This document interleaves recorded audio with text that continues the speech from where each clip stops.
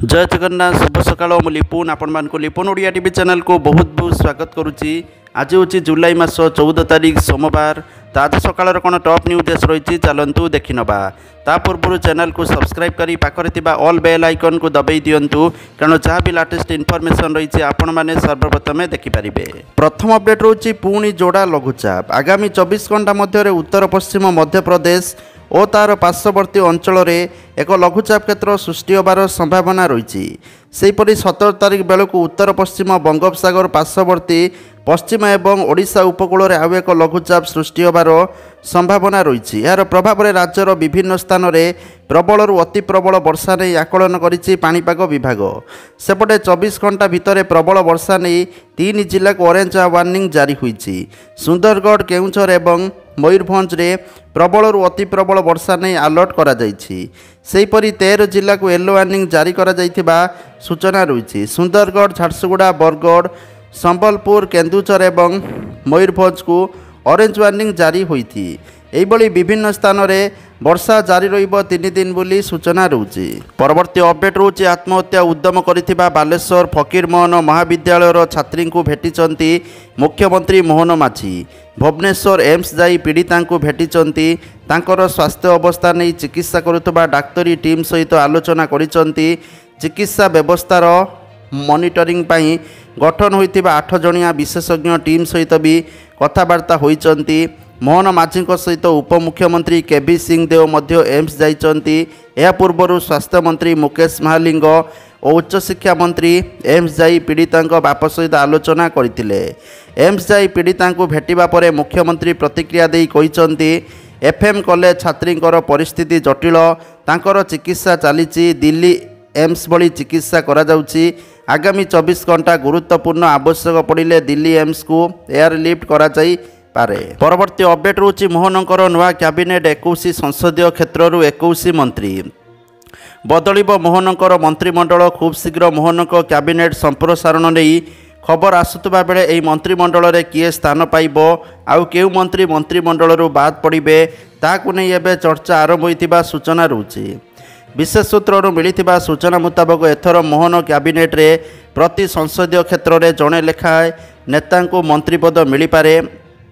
आपण मैंने समस्ते जानिथिबे आम राज्य में 21 लोकसभा संसदीय क्षेत्र रही। आम राज्य कैबिनेट रे मध्य मुख्यमंत्री को छाड़देले 21टी मंत्रीपद रही। तेणु यह समीकरण अनुपात प्रति संसदीय क्षेत्र जड़े नेता मंत्री करे बोली अंक कषा जाउतबा सूचना रही। परवर्ती अपडेट रही आज श्रावण सोमवार पर लोकनाथ पीठरे प्रस्तुति आरंभ होईची। पानी भार नहीं पुरीर प्राचीन शैव पीठ को छुटी आसुचंती बोलबम भक्त। चलित वर्ष 4 पाली पानी लगी करिबार सुजोग पाइबे भक्त।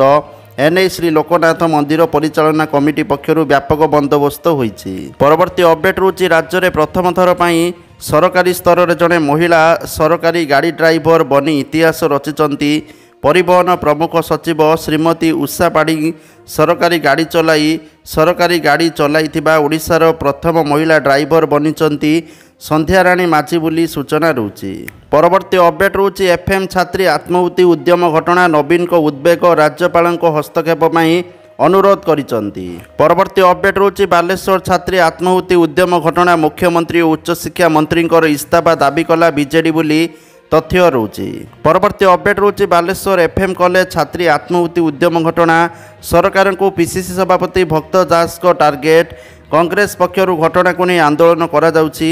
ठीक ढंग से घटनार तदंत होबार आवश्यकता रही। महिला कांग्रेस बालेश्वर एफएम कॉलेज जीव छात्री कहीं आत्महत्या कला समस्त को अवगत करा कहीं छात्री अभियोग को हल्का भाव निगला बोली प्रश्न करिसंती भक्त दास। अन्यपटे उच्च शिक्षा मंत्री बासभवन घेरी छात्र कांग्रेस। बालेश्वर घटना घेराव करी नाराबाजी करुच्ची छात्र कांग्रेस। परवर्ती अपडेट रही रेभेन्सा महाविद्यालय न्यू पीजी धर्मपद हॉस्टेल 49 जन छात्र एवं परिचा बालिका हॉस्टेल जड़े छात्री झाड़ाबांति आक्रांत होइचंती। परिचा बालिका हॉस्टेल जड़े छात्री झाड़ाबांति आक्रांत होई चाउलियागंज गोष्ठी स्वास्थ्य केन्द्र में भर्ती होइचंती। दिनक पूर्व हॉस्टेल पिला माने दीपहर खाइबारे माछ पनीर खाइतिले। रातिरे भात रुटी बंधाकोबी तरकारी खाइतिले। तापरे सेमानकर झाड़ाबांति होइतिला। एबे सबु पिला मानकर स्वास्थ्य अवस्था स्थिर रहिछि बोली ତଥ୍ୟ ରହୁଛି। ତ ହଷ୍ଟେଲର ପାନୀୟ ଜଳର ମାନ ପରୀକ୍ଷା ହେବ ବୋଲି କହିଛନ୍ତି କଟକ ସିଡିଏମ୍ଓ। ପରବର୍ତ୍ତୀ ଅପଡେଟ୍ ରହୁଛି 5 ଦିନ ପରେ ପ୍ରତ୍ୟାହାର ହେଲା ଡ୍ରାଇଭର ଆନ୍ଦୋଳନ। ପୁଣି ଥରେ ଷ୍ଟିଅରିଂ ଧରିବେ ରାଜ୍ୟର ହଜାର ହଜାର ଡ୍ରାଇଭର। 7 ଦଫା ଦାବି ନେଇ ସରକାରଙ୍କ ସହିତ ସକାରାତ୍ମକ ଆଲୋଚନା ହୋଇଥିବା ବେଳେ ଆନ୍ଦୋଳନ ପ୍ରତ୍ୟାହାର କରାଯାଇଥିବା ଘୋଷଣା କରାଯାଇଥିବା ସୂଚନା ରହିଛି। ପରବର୍ତ୍ତୀ ଅପଡେଟ୍ ରହୁଛି ଭାରତୀୟ ରେଳବାଇର ବଡ଼ ନିଷ୍ପତ୍ତି। ଯାତ୍ରୀଙ୍କର ସୁରକ୍ଷା ପାଇଁ ଲାଗିବ ସିସିଟିଭି କ୍ୟାମେରା। ଯାତ୍ରୀଙ୍କର ସୁରକ୍ଷାକୁ ଆହୁରି ସୁଦୃଢ଼ କରିବା ପାଇଁ ଭାରତୀୟ ରେଳବାଇ ଟ୍ରେନ୍ଗୁଡ଼ିକରେ ସିସିଟିଭି କ୍ୟାମେରା ଲଗାଇବା ପାଇଁ ଏକ ବଡ଼ ନିଷ୍ପତ୍ତି ନେଇଛି। ଏହି ଯୋଜନା ଅଧୀନରେ ସାରା ଦେଶରେ ପ୍ରାୟ 74,000 ଯାତ୍ରୀ କୋଚ୍ ଏବଂ 15,000 ଲୋକୋମୋଟିଭ୍ ଇଞ୍ଜିନ୍ରେ ସିସିଟିଭି କ୍ୟାମେରା ଲଗାଯିବ। ପ୍ରତ୍ୟେକ କୋଚ୍ରେ 4ଟି କ୍ୟାମେରା ଲଗାଯିବ ବୋଲି ସୂଚନା ରହୁଛି। ଯେତେବେଳେ ପ୍ରତ୍ୟେକ ଲୋକୋମୋଟିଭ୍ରେ 6ଟି କ୍ୟାମେରା ଲଗାଯିବାର ଯୋଜନା ରହିଛି। ପ୍ରତ୍ୟେକ ସ୍ଥାନ ଏବଂ ସାଧାରଣ ଅଞ୍ଚଳରେ କୋଚ୍ରେ 2ଟି କ୍ୟାମେରା ଲଗାଯିବ ବୋଲି ସୂଚନା ରହୁଛି। ପରବର୍ତ୍ତୀ ଅପଡେଟ୍ ରହୁଛି ଜମ୍ମୁ ଶ୍ରୀନଗର ଜାତୀୟ ରାଜପଥ ଦେଇ ବସ୍ ଯୋଗେ ତୀର୍ଥଯାତ୍ରୀମାନେ ଅମରନାଥ ଯାତ୍ରା କରୁଛନ୍ତି। ଆଉ ଏହାରି ମଧ୍ୟରେ ପୁଣି ଥରେ କୁଲ ଗ୍ରାମର ଖୁଦୱାନି ଅଞ୍ଚଳରେ ଅମରନାଥ ଯାତ୍ରାରେ ଯାଉଥିବା ପାଖାପାଖି 10ରୁ ଅଧିକ ବସ୍ ପରସ୍ପର ସହିତ ଧକ୍କା ହୋଇଛି। ଫଳରେ 10ରୁ ଅଧିକ ଭକ୍ତ ଆହତ ହୋଇଥିବା କୁହାଯାଉଛି। ଦୁର୍ଘଟଣା ପରେ ଆହତ ତୀର୍ଥଯାତ୍ରୀମାନଙ୍କୁ ତୁରନ୍ତ ନିକଟସ୍ଥ ହସ୍ପିଟାଲରେ ପ୍ରାଥମିକ ଚିକିତ୍ସା କରାଯାଉଛି। ପରବର୍ତ୍ତୀ ଅପଡେଟ୍ ରହୁଛି ବନ୍ଦ ହେଲା ହୀରାକୁଦ ଜଳଭଣ୍ଡାରର 6ଟି ଗେଟ୍। ଧୀରେ ଧୀରେ ଜଳଭଣ୍ଡାର ମଧ୍ୟକୁ ବନ୍ୟା ଜଳ ପ୍ରବେଶ ପରିମାଣ ହ୍ରାସ ପାଉଥିବାରୁ ଏନେ ରବିବାର ଦିନ ବନ୍ଦ ହେଲା ହୀରାକୁଦ ଜଳଭଣ୍ଡାରର ଏକକାଳୀନ 6ଟି ସୁଇସ୍ ଗେଟ୍ ବୋଲି ସୂଚନା ରହୁଛି। ପରବର୍ତ୍ତୀ ଅପଡେଟ୍ ରହୁଛି ରାଜ୍ୟର ବିଭିନ୍ନ ସ୍ଥାନରେ ବଜ୍ରପାତ ଯୋଗୁଁ 3 ଜଣଙ୍କର ମୃତ୍ୟୁ ଘଟିଥିବା ଖବର ମିଳିଛି। ସମ୍ବଲପୁର, ଯାଜପୁର ଓ ଭଦ୍ରକ ଜିଲ୍ଲାରେ ଏକ ଦୁର୍ଘଟଣାରେ ଜଣେ ଲେଖାଏଁ ବ୍ୟକ୍ତିଙ୍କର ଜୀବନ ହରାଇଥିବା ଜଣାପଡ଼ିଛି। ସମ୍ବଲପୁର ଜିଲ୍ଲାର କୁଚିଣ୍ଡା ଅଞ୍ଚଳରେ ଜଣେ ବ୍ୟକ୍ତି ବର୍ଷା ସମୟରେ ଗଛ ତଳେ ଆଶ୍ରୟ ନେଉଥିବା ବେଳେ ବଜ୍ରାଘାତରେ ତାଙ୍କର ମୃତ୍ୟୁ ହୋଇଛି। ସେହିପରି ଯାଜପୁର ଜିଲ୍ଲାର ଧର୍ମଶାଳା ବ୍ଲକ ଅନ୍ତର୍ଗତ ବଳଭଦ୍ରପୁର ଗାଁର ଜଣେ ବ୍ୟକ୍ତି ବିଲରେ କାମ କରୁଥିବା ସମୟରେ ବଜ୍ରାଘାତରେ ପ୍ରାଣ ହରାଇଛନ୍ତି। ଅନ୍ୟପଟେ ଭଦ୍ରକ ଜିଲ୍ଲାର କୋଡ଼ ବରୁଆ ଅଞ୍ଚଳରେ ଜଣେ ଯୁବତୀ ବଗିଚାକୁ ଯାଉଥିବା ବେଳେ ବଜ୍ରାଘାତ ଯୋଗୁଁ ମୃତ୍ୟୁବରଣ କରିଥିବା ସୂଚନା ରହୁଛି। ପରବର୍ତ୍ତୀ ଅପଡେଟ୍ ରହୁଛି ଆଜି ମୁଖ୍ୟମନ୍ତ୍ରୀଙ୍କର ଜନ ଅଭିଯୋଗ ଶୁଣାଣି କାର୍ଯ୍ୟକ୍ରମ ବନ୍ଦ ରହିବ ବୋଲି ସୂଚନା ରହୁଛି। ପରବର୍ତ୍ତୀ ଅଭିଯୋଗ ଶୁଣାଣିର ତାରିଖ ସମ୍ବାଦପତ୍ର ଏବଂ ଅନ୍ୟ ଗଣମାଧ୍ୟମ ଜରିଆରେ ଜଣାଇ ଦିଆଯିବ ବୋଲି ତଥ୍ୟ ରହୁଛି। ପରବର୍ତ୍ତୀ ଅପଡେଟ୍ ରହୁଛି ସୁଭଦ୍ରା ଯୋଜନାକୁ ନେଇ ଆସିଲା ବଡ଼ ଖବର। ସୁଭଦ୍ରା ଯୋଜନାର ପରବର୍ତ୍ତୀ କିସ୍ତି ଆପଣମାନଙ୍କୁ ଅଗଷ୍ଟ ମାସ 9 ତାରିଖ ରାକ୍ଷୀ ପୂର୍ଣ୍ଣିମାରେ ମିଳିବ ବୋଲି ତଥ୍ୟ ରହୁଛି। ଯେଉଁମାନେ 2ଟି କିସ୍ତି ପାଇସାରିଛନ୍ତି ସେମାନଙ୍କୁ ତୃତୀୟ କିସ୍ତି 5,000 ଟଙ୍କା ମିଳିବ ବୋଲି ତଥ୍ୟ ରହୁଛି। ତା ସହିତ ଯେଉଁମାନେ ପ୍ରଥମ କିସ୍ତି ପାଇକି ଦ୍ୱିତୀୟ କିସ୍ତି ପାଇନାହାନ୍ତି ବା ଯେଉଁମାନେ ବିଲକୁଲ ବି ପଇସା ପାଇନାହାନ୍ତି, ଯଦି ସେମାନେ ସବୁକିଛି ଡକୁମେଣ୍ଟ ଠିକ୍ କରୁଛନ୍ତି ସେମାନଙ୍କୁ ଏକାବେଳକେ ସବୁ ଟଙ୍କା ମିଳିବ ରାକ୍ଷୀ ପୂର୍ଣ୍ଣିମା ଦିନ। ପରବର୍ତ୍ତୀ ଅପଡେଟ୍ ରହୁଛି ପିଏମ୍ କିଷାନ ଯୋଜନାର 20ତମ କିସ୍ତି ଆପଣଙ୍କୁ ଜୁଲାଇ ମାସ 25 ଭିତରେ ମିଳିବାର ବହୁତ ଚାନ୍ସେସ୍ ରହିଛି। ତା ପୂର୍ବରୁ KYC କରିବା ପାଇଁ ପରାମର୍ଶ ଦିଆଯାଉଛି। ଆଉ ନିଜର ବ୍ୟାଙ୍କ ଖାତାକୁ ଆକ୍ଟିଭ୍ ରଖନ୍ତୁ। ପରବର୍ତ୍ତୀ ଅପଡେଟ୍ ରହୁଛି ବାଲେଶ୍ୱର ଘଟଣାରେ ମୁଖ୍ୟମନ୍ତ୍ରୀଙ୍କର କଡ଼ା ପ୍ରତିକ୍ରିୟା। ରିପୋର୍ଟ ଆସିଲା ପରେ କଠୋର କାର୍ଯ୍ୟାନୁଷ୍ଠାନ ନିଆଯିବ ବୋଲି ସୂଚନା ରହୁଛି। କେଉଁ ପରିସ୍ଥିତିରେ ଘଟଣା ଘଟିଲା ତଦନ୍ତ ପାଇଁ ଉଚ୍ଚଶିକ୍ଷା ପକ୍ଷରୁ କମିଟି ଗଠନ କରାଯାଇଛି। ରିପୋର୍ଟ ଆସିଲେ କାର୍ଯ୍ୟାନୁଷ୍ଠାନ ହେବ। ଭବିଷ୍ୟତରେ ଏଭଳି ଘଟଣାର ପୁନରାବୃତ୍ତି ନ ହେବ ସେଥିପାଇଁ ସରକାର ଯତ୍ନବାନ ହେଉଛନ୍ତି। ପରବର୍ତ୍ତୀ ଅପଡେଟ୍ ରହୁଛି ବାଲେଶ୍ୱର FM କଲେଜ ଛାତ୍ରୀ ଆତ୍ମାହୁତି ଉଦ୍ୟମ ଘଟଣା ସ୍ୱାସ୍ଥ୍ୟାବସ୍ଥା ପଚାରି ବୁଝିବା ପରେ ସ୍ୱାସ୍ଥ୍ୟମନ୍ତ୍ରୀଙ୍କର ପ୍ରତିକ୍ରିୟା। ଛାତ୍ରୀଙ୍କୁ ବଞ୍ଚାଇବାକୁ ସମସ୍ତ ଚେଷ୍ଟା କରାଯାଉଛି। ପରବର୍ତ୍ତୀ ଅପଡେଟ୍ ରହୁଛି ଆଜି ଓଡ଼ିଶା ଆସିବେ ରାଷ୍ଟ୍ରପତି ଦ୍ରୌପଦୀ ମୁର୍ମୁ। ଜଗିବେ 50 ପ୍ଲାଟୁନ୍ ପୋଲିସ ଫୋର୍ସ ବୋଲି ତଥ୍ୟ ରହୁଛି। 14 ତାରିଖ ବା ଆଜି ଅପରାହ୍ନରେ ନୂଆଦିଲ୍ଲୀରୁ ଆସି ଭୁବନେଶ୍ୱର ବିମାନ ବନ୍ଦରରେ ପହଞ୍ଚିବେ। ଭୁବନେଶ୍ୱର ସମେତ କଟକରେ ବିଭିନ୍ନ କାର୍ଯ୍ୟକ୍ରମରେ ଯୋଗ ଦେଇ ଜୁଲାଇ 15 ତାରିଖ ସନ୍ଧ୍ୟାରେ ନୂଆଦିଲ୍ଲୀ ଫେରିଯିବେ। ପରବର୍ତ୍ତୀ ଅପଡେଟ୍ ରହୁଛି ପୃଥିବୀ ଦ୍ରୁତଗତିରେ ଘୁରିବ। ଏହି କାରଣରୁ ଦିନଗୁଡ଼ିକ ଛୋଟ ବି ହୋଇଯିବ। ଏକ ରିପୋର୍ଟରେ ପ୍ରକାଶ ପାଇଛି ଯେ ଆଗାମୀ ସପ୍ତାହଗୁଡ଼ିକରେ ପୃଥିବୀ ସାଧାରଣ ଅପେକ୍ଷା ଆହୁରି ଦ୍ରୁତଗତିରେ ଘୁରିବ, ଯାହା ଦିନଗୁଡ଼ିକୁ ଛୋଟ କରିବ। ବୈଜ୍ଞାନିକମାନଙ୍କର ରିପୋର୍ଟ ଅନୁଯାୟୀ ଲାଇଫ୍ ସାଇନ୍ସ ଏହି ସୂଚନା ଦେଇଛି। 22 ଜୁଲାଇ ଏବଂ 5 ଅଗଷ୍ଟରେ ଚନ୍ଦ୍ରର ସ୍ଥିତି ପୃଥିବୀର ଘୂର୍ଣ୍ଣନକୁ ପ୍ରଭାବିତ କରିବ, ଯାହାଦ୍ୱାରା ପ୍ରତ୍ୟେକ ଦିନ 24 ଘଣ୍ଟାରୁ 1.3ରୁ 1.51 ମିଲିସେକେଣ୍ଡ ଛୋଟ ହୋଇଯିବ ବୋଲି ତଥ୍ୟ ରହୁଛି। ପରବର୍ତ୍ତୀ ଅପଡେଟ୍ ରହୁଛି ସୂର୍ଯ୍ୟ ମନ୍ଦିର ପ୍ରସ୍ତରର କଳା ସ୍ତରଣ ନମୁନା ସଂଗ୍ରହ କଲେ ବିଶେଷଜ୍ଞ ଟିମ୍ ବୋଲି ସୂଚନା ରହୁଛି। ଏହି ଦଳ ନାଟ୍ୟ ମନ୍ଦିର, ଜଗମୋହନ, ଗର୍ଭଗୃହ, ସୂର୍ଯ୍ୟ ମନ୍ଦିର ଚତୁଃପାର୍ଶ୍ୱ ବୋଲି ଦେଖିଛନ୍ତି। ପରବର୍ତ୍ତୀ ଅପଡେଟ୍ ରହୁଛି ଆରପାରିରେ ବରିଷ୍ଠ ଓଡ଼ିଆ ଗାୟକ ଶ୍ରୀକାନ୍ତ ଦାସ ଶନିବାର ରାତିରେ କଟକର ଶେଖ ବଜାର ସ୍ଥିତ ତାଙ୍କ ବାସଭବନରେ ଶେଷ ନିଶ୍ୱାସ ତ୍ୟାଗ କରିଛନ୍ତି। ମୃତ୍ୟୁ ବେଳକୁ ତାଙ୍କୁ 78 ବୟସ ହୋଇଥିଲା। ପରବର୍ତ୍ତୀ ଅପଡେଟ୍ ରହୁଛି ନ୍ୟାୟ ନ ପାଇ ବାଲେଶ୍ୱର ଫକୀରମୋହନ ବିଶ୍ୱବିଦ୍ୟାଳୟର ଛାତ୍ରୀ ଆତ୍ମହତ୍ୟା ଉଦ୍ୟମ ଘଟଣାରେ ସାଂସଦ ପ୍ରତାପ ଷଡ଼ଙ୍ଗୀଙ୍କ ପ୍ରତିକ୍ରିୟା ସାମ୍ନାକୁ ଆସିଛି। କଲେଜ କର୍ତ୍ତୃପକ୍ଷଙ୍କ ଉପରେ ତୀବ୍ର ଅସନ୍ତୋଷ ଝାଡ଼ିଛନ୍ତି ସାଂସଦ ପ୍ରତାପ ଷଡ଼ଙ୍ଗୀ। ଏହି ଅଘଟଣ ପାଇଁ କର୍ତ୍ତୃପକ୍ଷଙ୍କ ଦାୟିତ୍ୱହୀନତାକୁ ଦାୟୀ କରିଛନ୍ତି। ପରବର୍ତ୍ତୀ ଅପଡେଟ୍ ରହୁଛି ରେଢ଼ାଖୋଲ ନାକଟି ଦେଉଳ ଜଙ୍ଗଲରେ ହାତୀ ମୃତ୍ୟୁ ଘଟଣା। ଏହି ଘଟଣାରେ ଦୁଃଖ ପ୍ରକାଶ କରିବା ସହିତ ଉଚ୍ଚସ୍ତରୀୟ ତଦନ୍ତ ନିର୍ଦ୍ଦେଶ ଦେଲେ ମୁଖ୍ୟମନ୍ତ୍ରୀ ମୋହନ ଚରଣ ମାଝୀ। ମୁଖ୍ୟମନ୍ତ୍ରୀଙ୍କର ନିର୍ଦ୍ଦେଶ ପରେ ଭୁବନେଶ୍ୱରରୁ ନାକଟି ଦେଉଳ ଅଭିମୁଖେ ଗଲେ ସ୍ୱତନ୍ତ୍ର ତଦନ୍ତ ଟିମ୍। ପରବର୍ତ୍ତୀ ଅପଡେଟ୍ ରହୁଛି ଶିଶୁ ଅଧିକାର କଲ୍ୟାଣକୁ ସୁନିଶ୍ଚିତ କରିବା ଉଦ୍ଦେଶ୍ୟରେ ରାଜ୍ୟରେ ଆରମ୍ଭ ହୋଇଛି ଅର୍ଫାନ୍ ସର୍ଭେ ବା ଅନାଥ ସର୍ଭେ 2025। ଜୁଲାଇ 11 ତାରିଖରେ ଆରମ୍ଭ ହୋଇଥିବା ଅଭିଯାନରେ ଅଙ୍ଗନବାଡ଼ି କର୍ମୀମାନେ ଜୁଲାଇ ମାସ 21 ତାରିଖ ପର୍ଯ୍ୟନ୍ତ ଘରକୁ ଘର ବୁଲି ପିତୃମାତୃହୀନ ଶିଶୁଙ୍କର ଚିହ୍ନଟ ସହିତ ନିର୍ଦ୍ଦିଷ୍ଟ ଫର୍ମରେ ସବିଶେଷ ତଥ୍ୟ ସଂଗ୍ରହ କରୁଥିବା ତଥ୍ୟ ରହୁଛି। ପରବର୍ତ୍ତୀ ଅପଡେଟ୍ ରହୁଛି ଖଲିକୋଟରେ ରାସ୍ତା କଡ଼ରୁ ଶିଶୁକନ୍ୟା ଉଦ୍ଧାର ଘଟଣା। ଶନିବାର ରାତିରେ ବାଲୁଗାଁ ଷ୍ଟେସନରୁ ହୋଇଥିଲା ଚୋରି। ମା କୋଳକୁ ଫେରିଲା ଛୁଆ ବୋଲି ଦେଖିବାକୁ ମିଳିଛି। ପରବର୍ତ୍ତୀ ଅପଡେଟ୍ ରହୁଛି ବାଲେଶ୍ୱର ଫକୀରମୋହନ ମହାବିଦ୍ୟାଳୟର ଛାତ୍ରୀ ଆତ୍ମହତ୍ୟା ଉଦ୍ୟମ ଘଟଣାରେ ଚାଲିଛି ଚିକିତ୍ସା। ଏମ୍ସ ବନ ୱାର୍ଡରେ ଜୀବନ ସହିତ ସଂଘର୍ଷ କରୁଛନ୍ତି ପୀଡ଼ିତା। ତାଙ୍କ ଶରୀରର 95% ପଡ଼ିଯାଇଛି।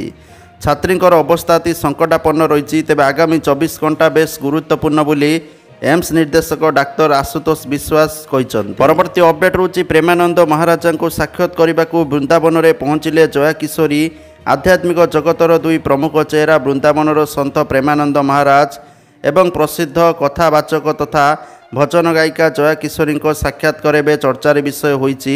ନିକଟରେ ଜୟା କିଶୋରୀ ବୃନ୍ଦାବନସ୍ଥିତ ପ୍ରେମାନନ୍ଦ ମହାରାଜଙ୍କର ଆଶ୍ରମ ରାଧା କେଲି କୁଞ୍ଜରେ ପହଞ୍ଚି ତାଙ୍କର ଆଶୀର୍ବାଦ ଭିକ୍ଷା କରିଛନ୍ତି। ପରବର୍ତ୍ତୀ ଅପଡେଟ୍ ରହୁଛି ଚିଟ୍ ଫଣ୍ଡ ତଦନ୍ତ ପ୍ରକ୍ରିୟାକୁ ଇତିମଧ୍ୟରେ 12 ବର୍ଷ ବିତିଯାଇଛି।